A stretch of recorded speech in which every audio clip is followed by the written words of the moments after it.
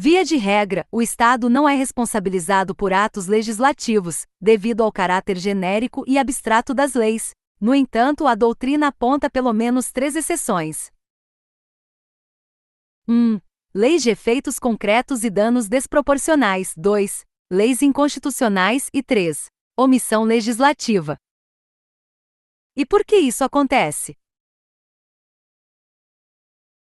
É que se é o caráter genérico e abstrato das normas jurídicas que, em princípio, afasta a ocorrência de efeitos, danos individualizados, sendo o principal motivo para impedir a responsabilidade estatal, deve ser reconhecida a possibilidade de responsabilidade civil nos casos em que as leis não possuem tais atributos. A lei de efeitos concretos é uma lei em sentido formal, uma vez que a sua produção pelo Poder Legislativo observa o processo de criação de normas jurídicas, mas é um ato administrativo em sentido material, em virtude dos efeitos individualizados. No caso de leis de efeitos concretos que, embora válidas, ocasionem danos anormais e individualizáveis, surge o dever de reparação como uma forma de promover a equidade, redistribuindo de maneira justa os encargos que decorrem da atuação pública.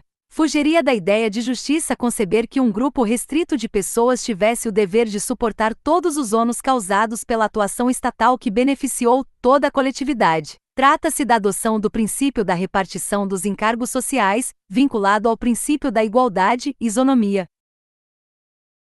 A teoria do risco administrativo fundamenta a responsabilidade objetiva do Estado, aquela que dispensa o exame de culpa ou dolo, e não a responsabilidade subjetiva.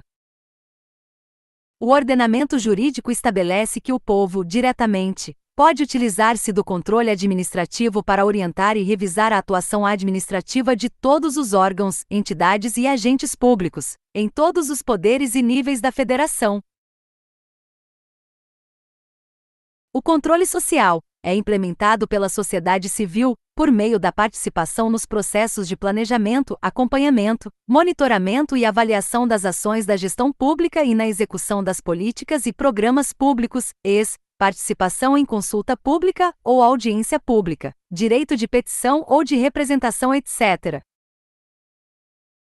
O recurso hierárquico próprio é a impugnação dirigida à autoridade hierarquicamente superior àquela que proferiu a decisão recorrida, recurso interposto contra a decisão de servidor público de determinada autarquia perante o presidente desta entidade administrativa. Trata-se de recurso fundado na hierarquia administrativa, característica encontrada no interior de toda e qualquer entidade administrativa. Em razão disso, o seu cabimento independe de previsão legal expressa, uma vez que o poder hierárquico autoriza a reforma das decisões dos subordinados pela autoridade superior. Portanto, qualquer questão com a afirmação de que esses recursos são dependentes de normas para conferir-lhes a legalidade estará errada. Quando o controle parlamentar é realizado pelo Congresso Nacional ou pelas comissões parlamentares, ocorre o exercício do controle de forma direta. Controle legislativo ou parlamentar é o exercido pelos órgãos legislativos, Congresso Nacional, Assembleias Legislativas e Câmaras de Vereadores, ou por comissões parlamentares sobre determinados atos do Executivo na dupla linha da legalidade e da conveniência pública, pelo que caracteriza-se como um controle eminentemente político, indiferente aos direitos individuais dos administrados, mas objetivando os superiores interesses do Estado e da comunidade. Autocontrole é a fiscalização exercida pela própria autoridade que editou o ato, ou responsável pela atividade sobre sua atuação. Ocorre espontaneamente ou mediante provocação, neste último caso em decorrência de recurso administrativo, pedido de reconsideração ou reclamação, abaixo-assinado, etc.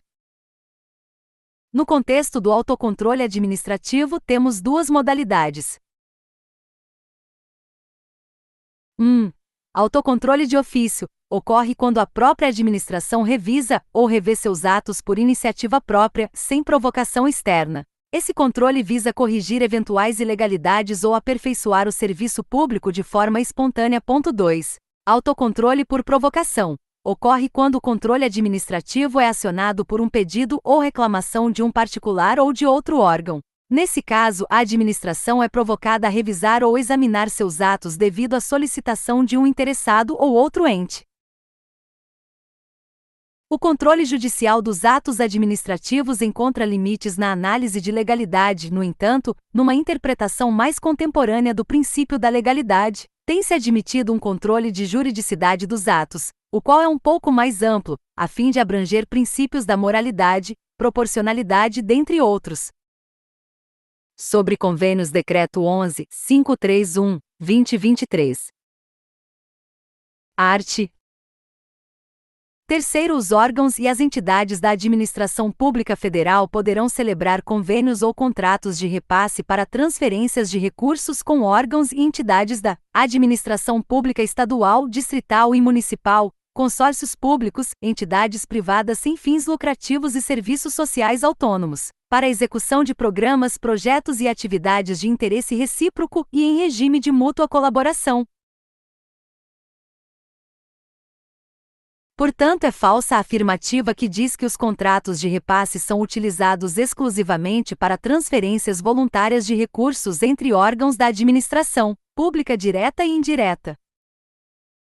Art. 5º, fica vedada a celebração de convênios e de contratos de repasse, e com valores de repasse inferiores aos estabelecidos no artigo 10. Art. 10. Serão celebrados convênios e contratos de repasse com os seguintes valores mínimos de repasse da União: R$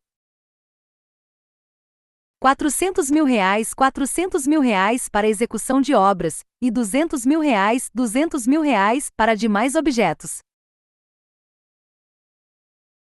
Art.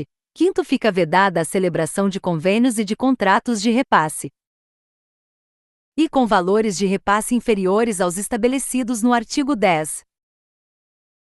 Segunda, com órgãos e entidades da administração pública estadual, distrital e municipal cadastrados como filiais no Cadastro Nacional da Pessoa Jurídica, CNPJ. Terceira, entre órgãos e entidades da administração pública federal integrantes do Orçamento Fiscal e da Seguridade Social da União. Quarta, cuja vigência se encerre no último trimestre do mandato do chefe do Poder Executivo do ente federativo convenente ou no primeiro trimestre do mandato seguinte.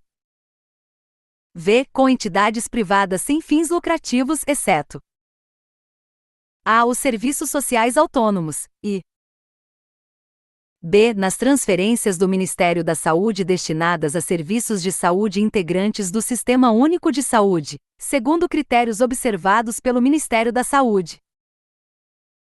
Sexta, com entidades privadas sem fins lucrativos que a. Tenham como dirigente 1.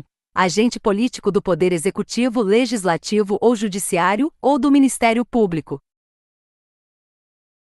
2. Dirigente de órgão ou de entidade da administração pública de qualquer esfera de governo, ou 3. Cônjuge, companheiro ou parente em linha reta, colateral ou por afinidade, até o 2º grau, daqueles referidos nos itens 1 e 2. B. Não comprovem experiência prévia na execução do objeto do convênio, ou do contrato de repasse ou de objeto de mesma natureza. C. Cujo corpo de dirigentes contenha pessoas que tiveram, nos últimos 5 anos, atos julgados irregulares por decisão definitiva do Tribunal de Contas da União, em decorrência das hipóteses previstas no inciso 3º do caput do artigo 16 da Lei nº 8.443, de 16 de julho de 1992, ou D. Que tenham, em suas relações anteriores com a União, incorrido em, ao menos, uma das seguintes condutas. 1. Omissão no dever de prestar contas. 2. Descumprimento injustificado na execução do objeto dos instrumentos. 3. Desvio de finalidade na aplicação dos recursos transferidos. 4. Ocorrência de dano ao erário, ou 5. Prática de outros atos ilícitos na execução dos instrumentos e 7. Em outras hipóteses previstas na Lei de Diretrizes Orçamentárias e na legislação aplicável à matéria. Art. 32. A contrapartida a ser aportada pelo convenente será calculada sobre o valor global do objeto, observados os percentuais e as condições estabelecidas na Lei de Diretrizes Orçamentárias Federal vigente à época da celebração do instrumento. Primeiro, a contrapartida a ser aportada pelos órgãos e entidades públicos, exclusivamente financeira, deverá ser comprovada antes da celebração do instrumento, por meio da previsão orçamentária.